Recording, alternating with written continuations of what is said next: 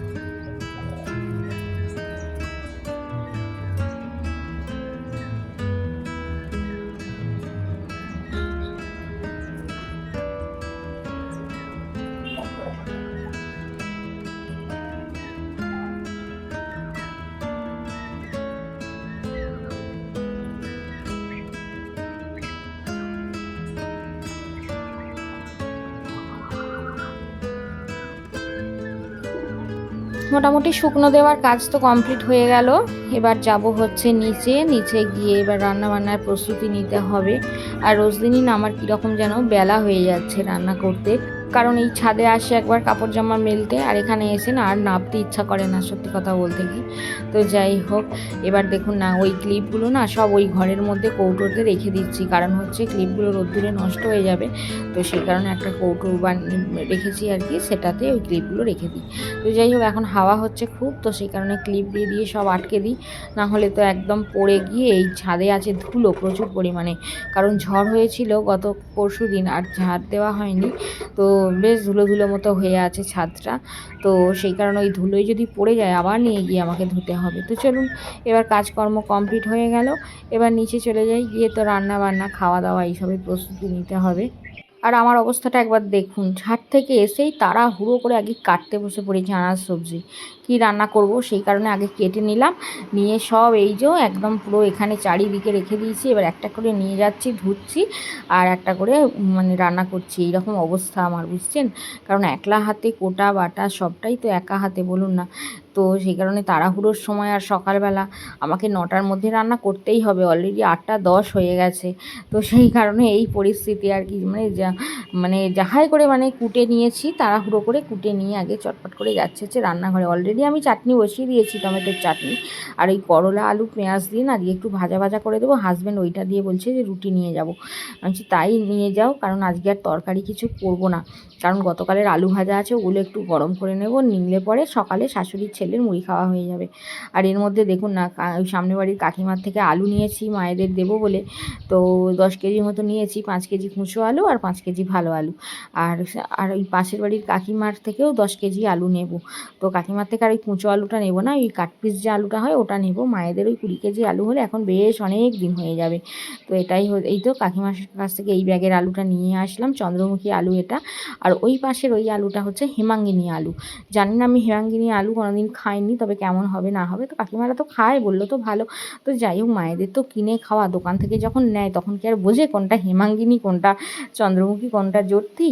তো যাই হোক, হ্যাঁ একমাত্র জ্যোতি চন্দ্রমুখীটা একটু মানে আলাদা করা যায়, বাদবাকি কোনো কিছু আলাদা করা সম্ভব নয়। আর হেমাঙ্গিনী আলুগুলো নাকি বলছে এই চন্দ্রমুখী আলুর মতোই খেতে, তো জানি না কেমন কি হবে। তো যাই হোক, যেমন যা হয় হোক, নিয়েছি মায়েদের হয়ে যাবে, এই হচ্ছে ঘটনা। আর এই দেখুন না, বাসন থালাও সব মেজে নিয়েছে। আর কাকিমার কাছে গিয়ে না অনেকটা দেরি হয়ে গেল, কাকিমার মেয়ে এসেছে, গল্প করছিলাম, তো সেই কারণে আরও একটু দেরি হয়ে গেল। তো কি আর করা যাবে, সংসারের কাজ তো সবসময়ই আছে, তাই না বলুন? তার মধ্যেই তো একটু মানুষের সঙ্গে গল্পও করতে হয়। দেরি হওয়ারও কারণ আছে, কারণ কাকিমার ওই যে কাকিমার বাড়ি আলু আনতে গিয়েছিলাম, কাকিমার মেয়ের কাছাকাছি বিয়ে হয়েছে, তো এসেছে আর কি কাকিমার মেয়ে, তোর সঙ্গে গিয়ে একটু গল্প করতে গিয়ে একটু দেরি হয়। যতই কাছাকাছি বিয়ে হোক, মেয়েদের যখন বিয়ে হয়ে যায় তারা তখন অতিথির মতোই আসে, তাই না? তো যাই হোক, আসে না খুব একটা মেয়েটা, কিন্তু আর আসলেও আমার সঙ্গে দেখা হয় না, আমি সাধারণত বাড়ি থেকে তো বেরোই না। তো যাই হোক, আজকে গিয়েছিলাম যেহেতু, দেখা হলো, আবার কিছুক্ষণ দাঁড়িয়ে গল্প করলাম। আর ছেলেদের পড়াশোনার ব্যাপারে সব গল্প আলোচনা হচ্ছিলো। তো যাই হোক, ছেলে এবারে মাধ্যমিক দিল, তো সেই সমস্ত নিয়ে আলোচনা হচ্ছিল। তো চলুন এবার ঘরগুলো মুছে নিই চটপট, তারপর রান্নাঘরের দিকে যাবো, ওদিকগুলো সব মোছামুছি করবো। আর খাওয়া দাওয়া এখনও হয়নি, দেখি সময় থাকলে খাবো, না হলে খাবো না, একেবারে দুপুরে স্নান টান করে ভাত খেয়ে নেবো।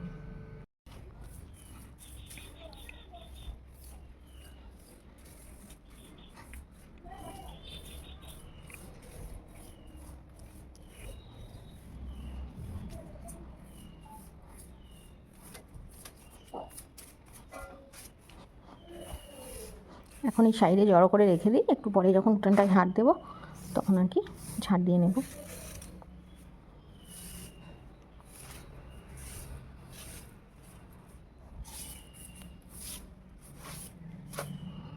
আর এদিকে ঝাঁট দিয়ে মোছামুছি শুরুও করে দিয়েছি। তো ছেলেটাকে বললাম, বাবু আমাকে একটু ফোনটা ধরে দে না, একটু ক্যামেরা করে দে না।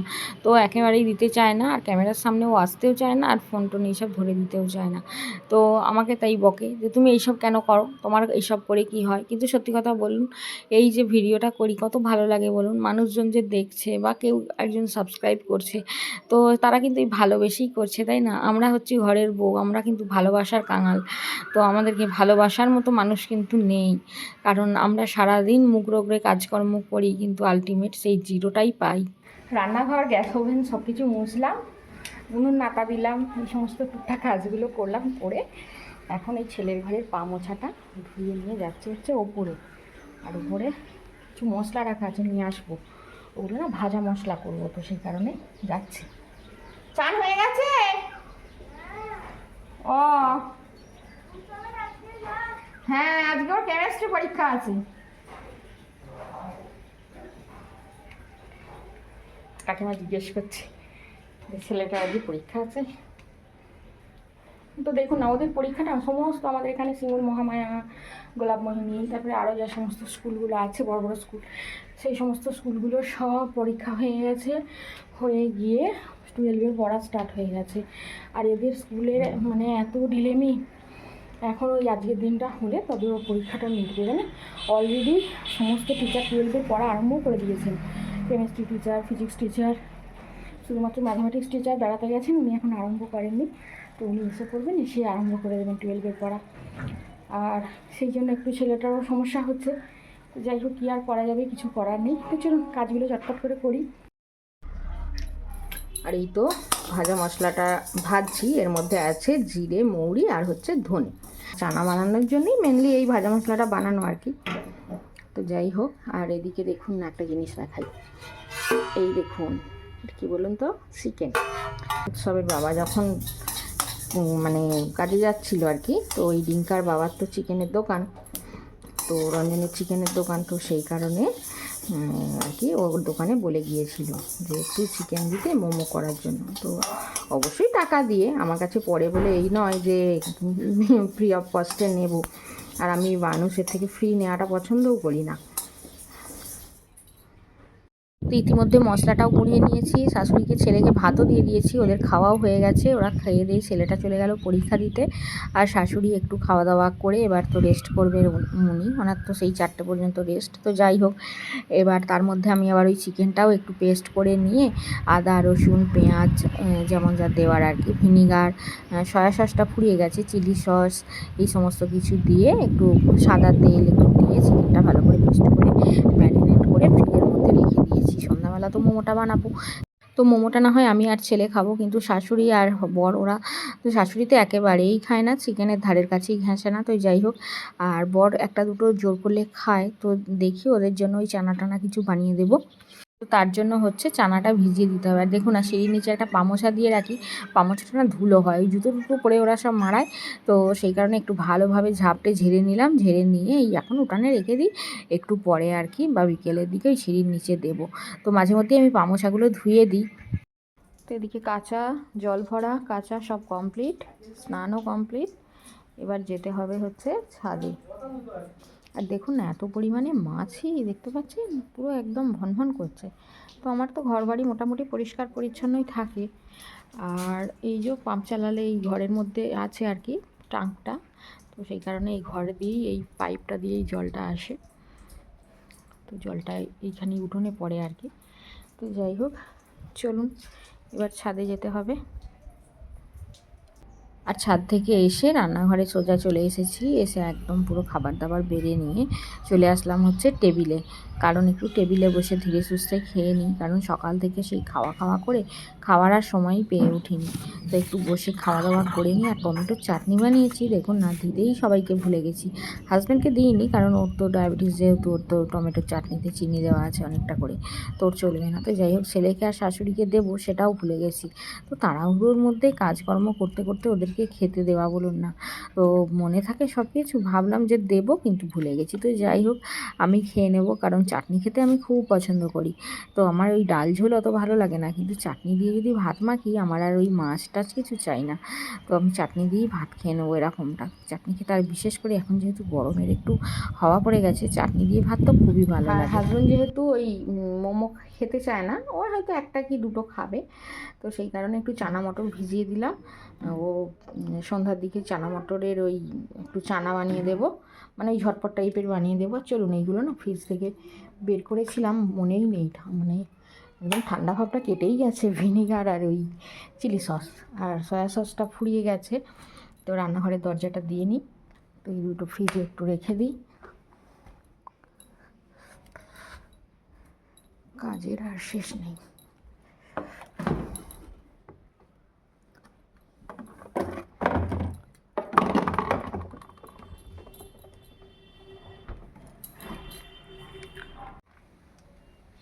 তো খাওয়া দাওয়া করে নিজের কাজকর্ম যা টুকটাক ছিল সব মিটিয়ে নিলাম, নিয়ে এই তো চলে এসেছি ওপরে। এবারে উপরে একটু বসে সময় কাটাই। আজ বাচ্চাটা পড়তে আসবে না, কারণ গতকালও গেছে মামার বাড়ি।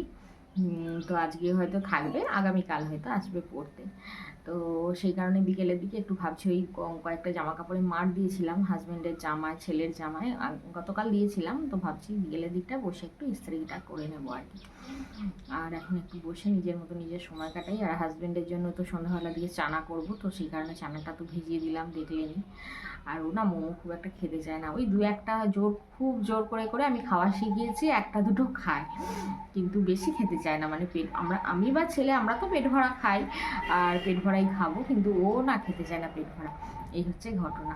আর বেশ কয়েকদিন ধরে আমি বলছিলাম যে অনেক দিন মোমো খাওয়া হয় না, মোমো খাবো। কারণ কি বলুন তো, ওই যে মিষ্টি টিষ্টি লাগছিল আর হয়ে উঠছিল না, তারপরে একটার পর একটা এটা ওটা সেটা হয়েই যাচ্ছে। আর এই কড়াইশুঁটির কচুরির দিনে বেশ কয়েকবার কচুরি টচুরি এই সমস্ত করা, এবার নিজেকেই তো একা হাতে বলুন না, ভালো লাগে না, পেরে উঠি না সবসময়। বেশ কয়েকদিন পর পর চিকেন কষা খাওয়া হলো, তো সেই কারণে আর চিকেনটা নেওয়া হয়নি। আর এবারে অনেক দিন চিকেনটা হয়নি, তো সেই কারণে ভাবলাম যে আজ একটু মোমো বানাও। মানে গতকাল থেকেই বলছি আর কি, হাজব্যান্ডকে বলছিলাম যে কি অনেক দিন মোমো খাওয়া হয়নি, মোমো কত করে প্লেট বলো তো? তখন ও বলছে যে 80 টাকা প্লেট। আমি বললাম দরকার নেই, 5টা কি 6টা দেয়, 80 টাকার মোমো খেয়ে আমার আর ছেলের পেট তো ভরবেই না, গলা দিয়েও নামবে না। তো সেই কারণে আমি বললাম যে নয় ভালো, একটু চিকেন নিয়ে এসে দাও, আমি বাড়িতেই মোমো বানিয়ে নেবো। আমি বাড়িতেই মোমো বানাই, খুব একটা ওই কিনে খাই না। আর মোমোটা না আমার বা ছেলের খুব দুজনের খুব প্রিয়, জানেন তো, সেই কারণে মোমোটা একটু বাড়িতে বানালে পেট ভরে খাওয়া যায়, এই হচ্ছে ঘটনা। তো যাই হোক, সন্ধ্যার দিকে মোমো বানাবো। আর দেখুন না, কড়াইশুটির কচুরি করা আছে বেশ কয়েকদিন, তো এর আগে দুদিন করা হলো, আবার কিছুটা এখনও আছে। তো ভেবেছিলাম যে আজকে করবো, কিন্তু হঠাৎ করে ওই যে চিকেনের অর্ডার দিয়েছে আমরা জানি না, তো আমাকে যদি একবার বলতো তাহলে আমি বারণ করে দিতাম যে আজকে কচুরিটা করে নিই, তোমাকে আর আজকে চিকেনের অর্ডার দিতাম না, আগামীকাল বৃহস্পতিবার বন্ধ থাকবে, শুক্রবার দিন দিও। কিন্তু আমরা তো জানি না, এবার বাড়িতে রঞ্জন দিয়ে গেল চিকেনটা, ওরই যেহেতু চিকেনের দোকান, মানে রিঙ্কার বাবা, রিঙ্কা আমার কাছে তো পড়তে আসে জানেন আপনারা। তো যাই হোক, ওর চিকেনের দোকান ও বাড়িতে দিয়ে গেল। তখন আমার উৎসব আর কি জিজ্ঞেস করছি যে দাদা বাবা কি বলে গিয়েছিল, তখন ও বলছে হ্যাঁ বলে গিয়েছিল। তো সেই কারণে আর কি ওই যে মোমোই করতে হবে আজকে। আর কড়াইশুটির কচুরিটা করবো না, পুরটাও তো খারাপ হয়ে যাবে বলুন না, ফ্রিজে থাকলেও তো অনেক দিন রাখা যায় না। তো যাই হোক, কী আর করা যাবে, আজকে মোমোটা করি, আগামীকাল কচুরিটা বানিয়ে নেব, এই হচ্ছে ঘটনা। আর ছেলেটাও তো গেছে পরীক্ষা দিতে, ওর এখন আসতে ঘন্টাখানিক দেরি আছে। আর যেহেতু লাস্ট পরীক্ষা, পরীক্ষার পর তো একটু বন্ধুবান্ধবদের সঙ্গে তো একটু মহল্লা হবেই। তো যাই হোক, এখন একটু নিজের মতো নিজে বসে সময় কাটাই, আর একটু ইস্ত্রি করার আছে, বিকেলের দিকে ইস্ত্রিটা করবো, এখন আর নয়। আর এই হচ্ছে কথা। তো যাই হোক, আজকের পর্ব এখানেই শেষ করছি।